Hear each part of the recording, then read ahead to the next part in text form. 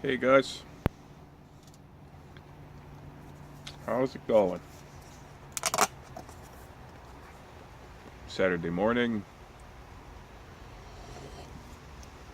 probably noontime now. As you can see, we have a wonderful fresh blanket of cocaine that fell.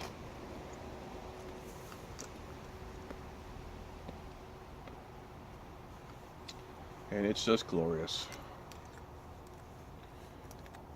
So I spent the whole morning out front shoveling snow.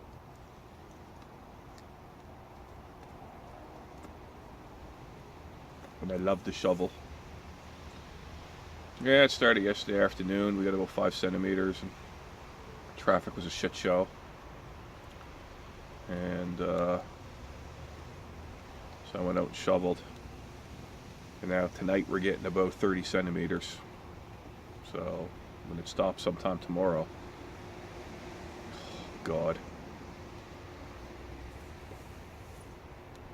About -5 out though. It's not that much of a wind.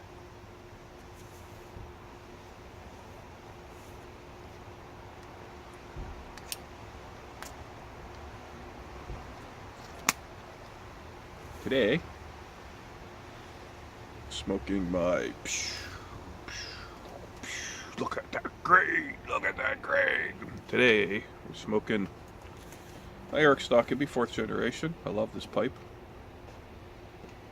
And in it, I have Sam Gawith Balkan Flake. It's my last of the Balkan Flake that I have on my stash.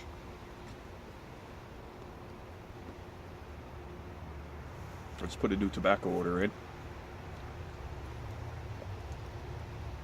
Pretty big. Big for me. I always try to keep my orders fairly small, just in case I get hit at customs. If I can afford it. I kind of did a double order this time. I'm just going to see. And you know, I got the money. If I get hit, I got the money. It is what it is.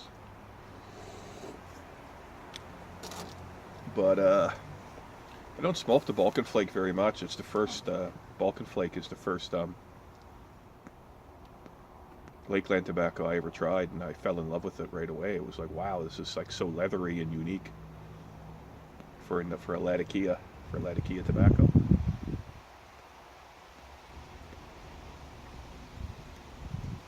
And then that's what got me into and I tried the Sam Gawith Virginia Flake. I forget what it's called. I think it's the straight Virginia from Sam Gawith. I tried that. Then I got into, like the Gawith and Hogarth blends. I'm going to try some more. I'm going to do a little bit of research, and I'm going to try maybe some of the aromatics they have. I bought some Etterdale, and yeah, they're love it or hate it, I guess. I don't know. I don't think I'm going to hate it. I'm not going to say I'm going to love it. But it's it's very unique. Like in North America, that's not what we consider aromatics. Here they're chocolate, coffee, vanilla, nut.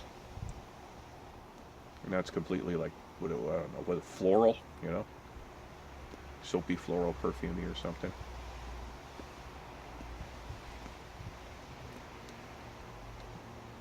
We got cherry. That's another flavor here. I'm not a fan of the cherry tobaccos. See, it's not that I don't like aromatics, it's just that I find with a lot of aromatics, they get towards the bottom of the bowl, they get pretty nasty. Oh, I got my Tim Hortons. Oh, that's glorious. You guys who aren't from Canada, Tim Hortons is a national, coast to coast. It's a coffee shop, like Starbucks, right? It used to be coffee and donuts. Tim Horton was a hockey player, right? And he opened up a coffee shop in Toronto. And now I think every Canadian who drinks coffee, if you ever come to Canada and you need to ask, you're in a tourist spot or something, you need to ask somebody directions or something like that, look for the Tim Hortons cup. If someone's holding it, they're probably local, but You get there's. I'm not joking. There's parts in Canada, even here where I live. There's a Tim Hortons across the street from another Tim Hortons, and both of them are busy as hell and they're packed. It's like a rite of passage, you know. But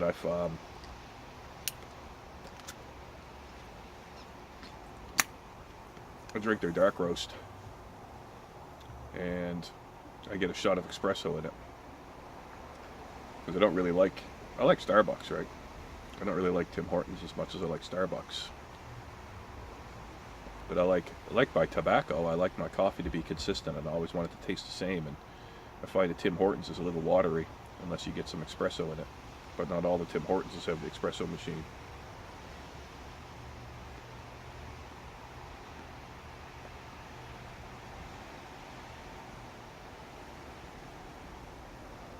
So yeah, this Balkan flake I found was when I first tried it, it was tricky to smoke, right? Wasn't that easy. The flakes are more like beef jerky. They're thick, they're wet. You know, you get used to it, right?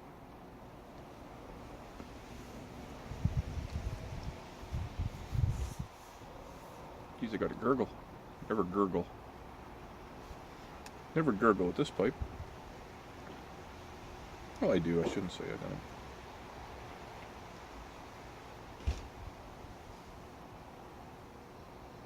It's bata.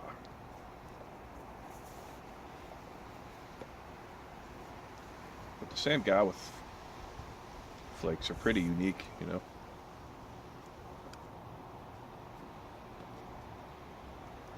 So I put my new order in. I seen that they had it in stock, so I bought a can. So I had a little bit left. I said, oh shit, man, I'm going to smoke that today. Because tomorrow I don't know if I'm going to be able to get a pipe in or not, depending on the weather.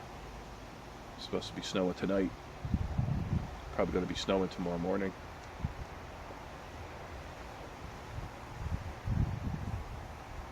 At least it's not going to turn to rain, because then that's just, man, when it snows and then changes to rain this time of year where I live.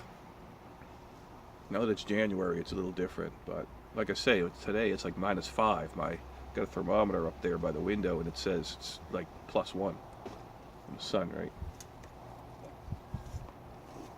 And a little bit of sun, you know, off the way it comes off the deck in the back of the house, right? But it's in this where we live, it's this time of year, especially like December. January starts getting colder. February it'll really get colder, and February and March, man, are brutal. But we can still get rain. So then if it snows and turns to rain, you gotta be ready right for that point in time when just before it switches. You gotta keep your eye on the temperature and see what it's doing outside, because you gotta get out there and shovel that snow before it gets wet, because then it'll freeze. 2 or 3 years ago we had a brutal winter, and they had nowhere to put the snow, and there was mountains of snow, just like, oh my god, as high as houses, and it would snow and rain, snow and rain, and snow and rain. So I had to get oil, so I went to my basement door and I opened it, and it was probably, I don't know, a couple of feet, 3 feet, and it was like an archaeological dig, you know. It was layers of snow and then ice and snow and ice and snow and ice. And then when you finally got to the bottom, there was probably a good 20 centimeters of ice, solid ice. It was brutal.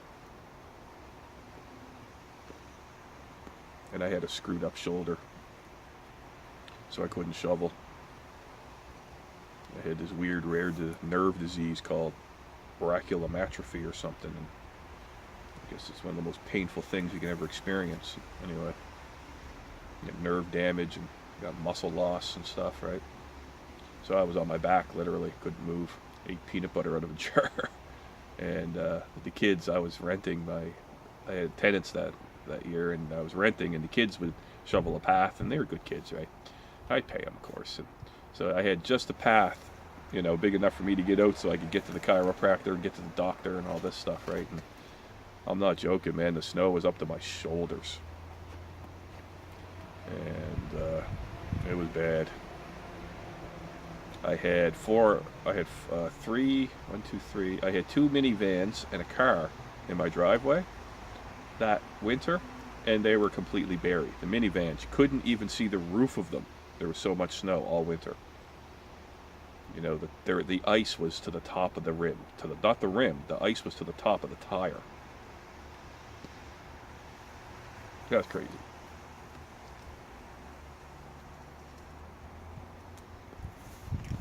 Doesn't happen very, you know, that's the first time I've ever seen that.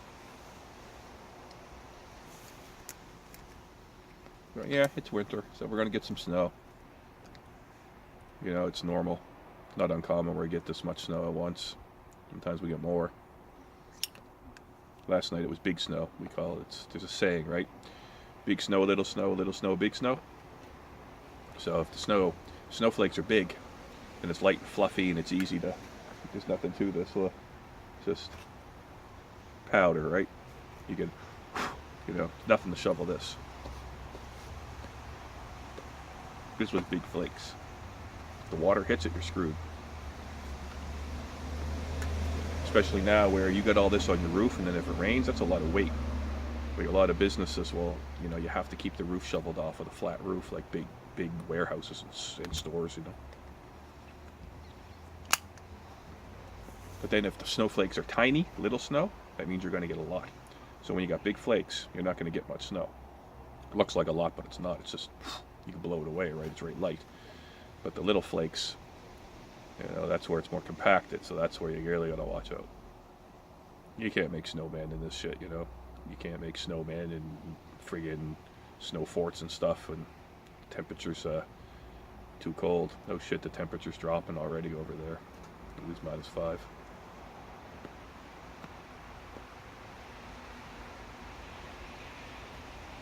So yeah, if the snow is, you know, if it's above, you know, if it's below freezing, you can't make snowballs and snowball fights and shit like that.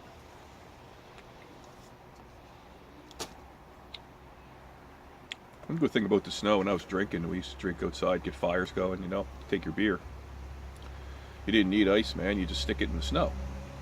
Or we'd open up a box of beer and you just shovel a bunch of snow in right into the box. -20, minus, you know, -30. I don't think I'd be outside drinking by a fire at -30. I've done -20, drinking in the woods. A fire. Man, beautiful. It's great. I don't drink anymore, of course, but you know, with the thing is that the snow will insulate it.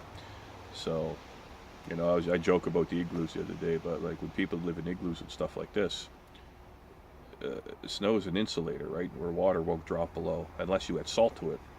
The freezing point is 0. So you put your beer in the snow and it won't freeze, right? No matter what the temperature, it insulates it. It keeps it at the constant temperature, 0 degrees, right? So you can leave it there for days. Best way to cool your beer, too. If you guys drink beer, you know that. Put it in a cooler full of ice. Let the ice melt a bit. You get that water in there. Fuck, I want a beer now. I think what I'm trying to get at, and I think that's what I might title this one. I think I already have a video titled this, but winter sucks. That's not pretty. Like, oh, the trees and it's beautiful. No, it's not. It sucks. Winter sucks. Great when you're a kid, man. I remember being frozen toes, frozen hands, sledding and tobogganing and stuff like that. Nearly killing ourselves. No helmets then. Coming home with your face all smashed up in stitches, right? Yeah. And then once you become a grown-up and you gotta shovel this shit. It sucks. Messy. But anyway. You guys all take care.